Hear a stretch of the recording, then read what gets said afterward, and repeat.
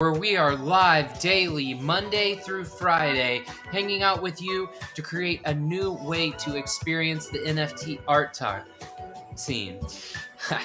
We here are talking about art, music, fashion, culture, all the great things that we are seeing in the NFT space, and we're hanging out with you Monday through Friday around 1 p.m. Central Time every day doing it. If you're new to the channel, we really appreciate your support. Please don't forget to like and subscribe.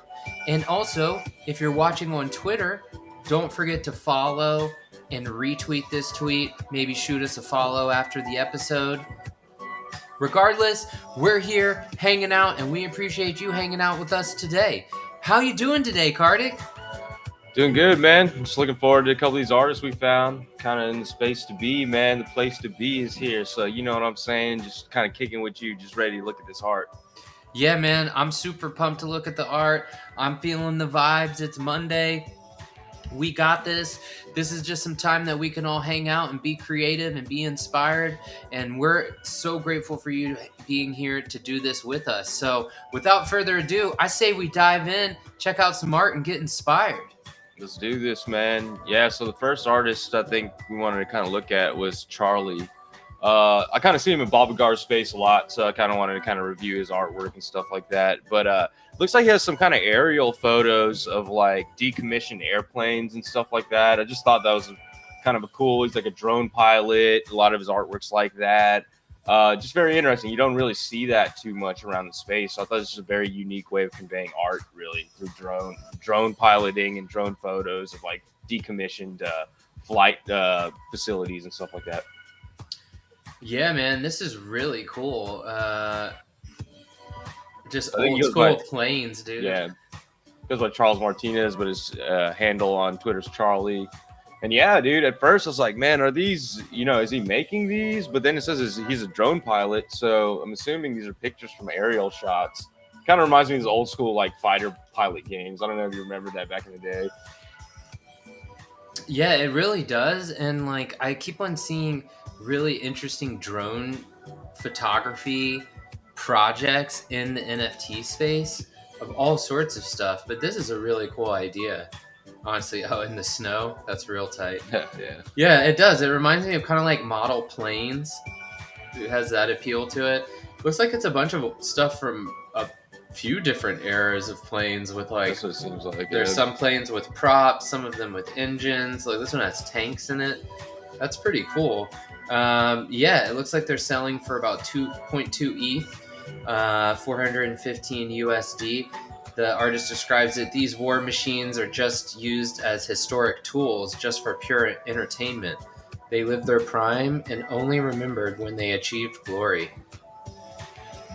That's tight. I like Deftones too. I wonder if he's a Deftones fan. Deftones fan. Yeah, definitely a Deftones fan.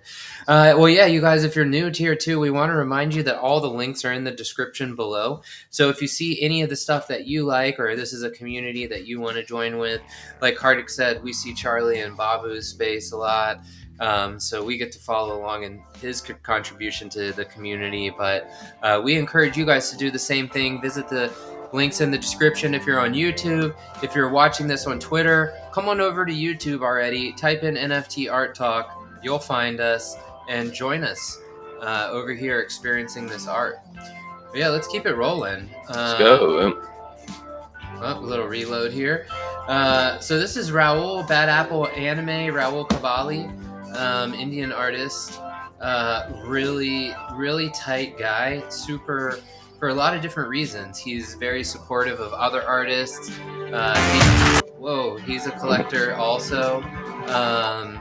And also, honestly, he shares a lot of knowledge. Like I was in a space, he was telling me how to make 8-bit art. He's like, yeah, man, this is a really easy way to make 8-bit art. You should try doing this, So sharing that knowledge. And honestly, he's building out a metaverse called the Piggy Farm. Is like one of his bigger projects. But in the meantime, he's doing this really awesome PFP, Unholy Cow. He has a whole story behind the Unholy Cow. which I'm going to encourage you to go explore. We're here really to talk about the art. Yeah, this is some of the art that he has. His floor recently just jumped up to 44 tes on this project. I think he's been dropping like 10 or 20 of them. They've been selling out pretty consistently. I just think the art is really cool. I'm not, do your own research for financial advice. That's not what Karthik and I are here. But yeah, I mean, just some of this stuff is really cool. I got a couple of these ones, honestly. I mean, it's just like it's abstract. I love the colors. I think there's some AI generation involved in this. It's just like a bunch of different adaptations of the unholy cow. This cow. Yeah, man, this is pretty cool. It's just like you got some pixel art in there. You have a lot of colors in there, kind of trippy looking cows. So basically, I was reading that it's kind of talking about the Hindu caste system and stuff like that. So basically, my family's Hindu. Sometimes they have caste systems of like different sects in there, and sometimes it's like there's discrimination within it because they just be like, oh, you're a part of this caste system and all that. So I kind of understand what he's saying, and what he's saying, the unholy cow, just a play on words. But in the end, it's like we're all people and we're all just trying to connect with everybody. So I think the art is something that's great that kind of brings that to light and tries to bring people together in a way of like not cast wise, but actually just enjoying the entertainment and the art and what it displays. Yes. And that's what I'm saying. There's a lot of meaning behind the art, that I'd like the artist to talk about. We'll have to get him on the show to talk to us, honestly. But yeah, as far as the art for art's sake, I think the art looks really cool.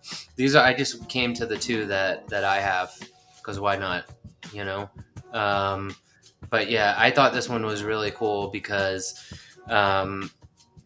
just the colors, man. And I also liked this kind of like whatever's happening here between the horns, like some sort of like radio with cymbal kinetic thing going on.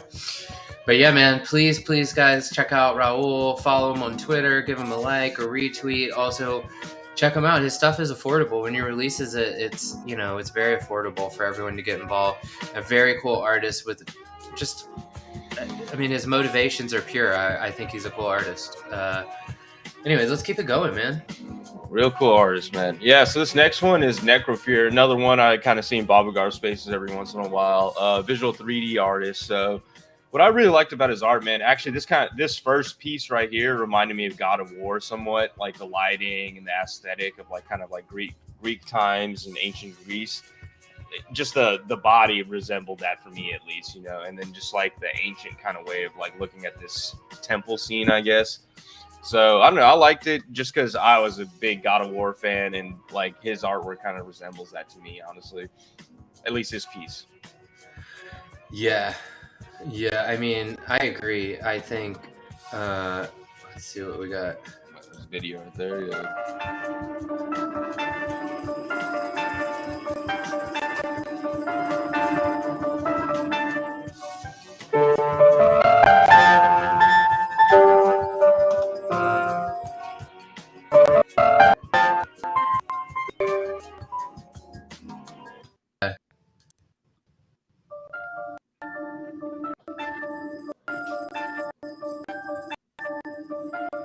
I mean, really cool sound effects. We don't want to play too much of other people's songs, but so yeah, that one was like it's yeah, pretty cool one. It was like a lady holding like a justice kind of weight, on left and right side, and then this female on the ground kind of looking towards her on her knees and stuff. But yeah, very reminiscent of like ancient Greece art from like what it looks like to me at least. Yeah, and Nifty Gateway. Wow, look at how they have this thing set up. Sorry, I don't mean to distract, but they kind of have like everything in USD and make a global offer. This is really interesting. Yeah, I think the art is great. You're right. It's like a very classic feel, marble.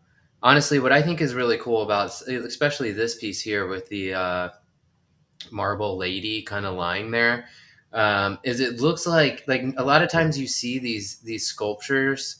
It looks like a sculpture in the middle of the picture, right? But they're usually like in the middle of a museum or a fine room or in a gallery with other sculptures, right? This looks like the sculpture inside of the same room where the same person could just be lounging, you know.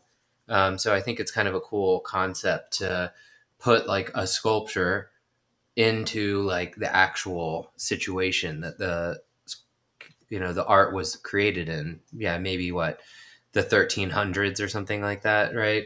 Right. But yeah, it's really cool stuff. This one says bold choices and strategies always carry along the risky consequences.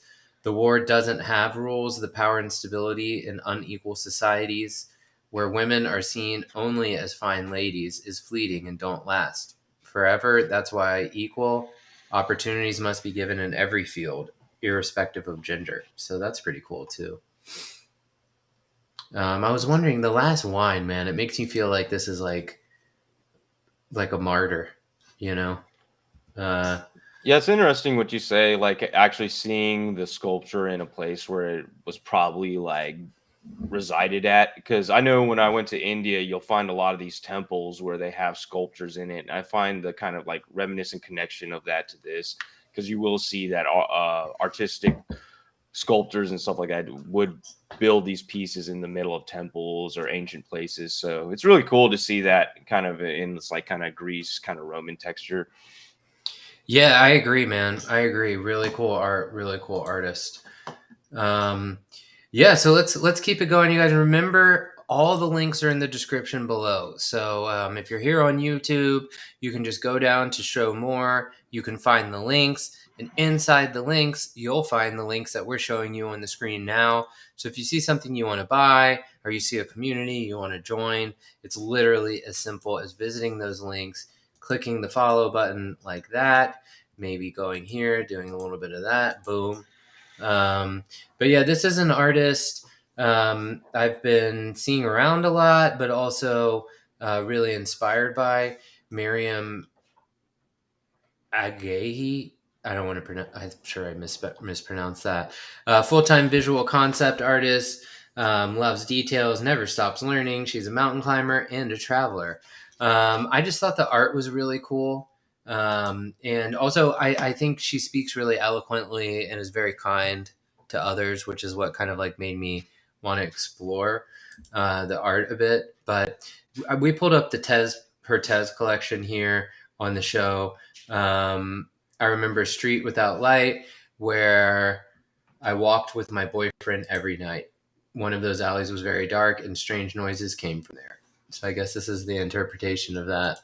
It's really cool because I think it has like a lot of like, it looks like an oil painting um, on some canvas or something like that.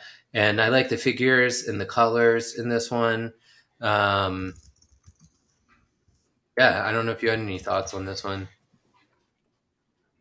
Yeah, man. Like, I actually like the expression on her face. Um, it just looks like, man, this alley is super shady back here. Then you just have the guy kind of walk, like looking like he's walking, just like Yeah, trying to not look at that side of the alley, be like, you shouldn't be afraid of any of that.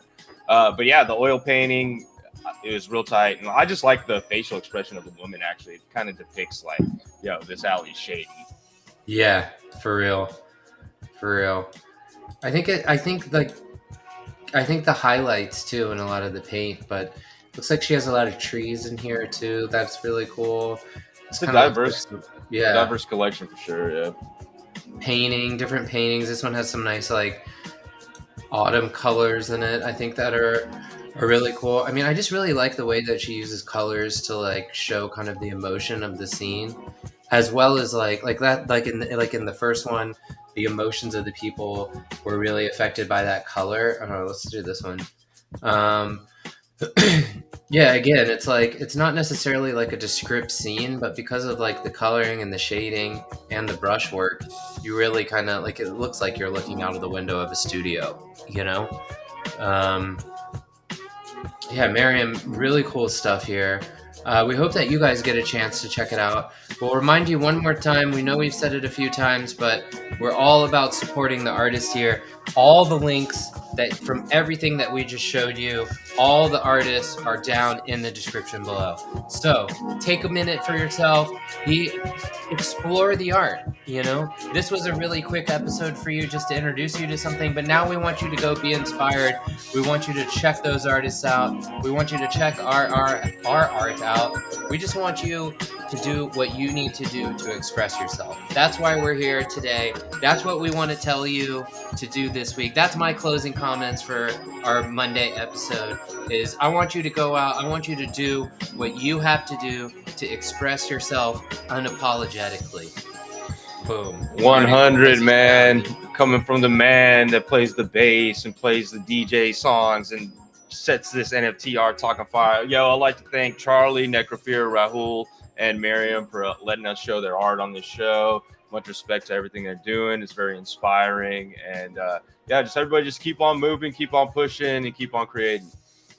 Let's do this. See you guys tomorrow morning for NFT news. We're going to focus in on the industry updates, the hot topics around 9:45 a.m. Central Time. And until then, see you in the Twitter spaces and places.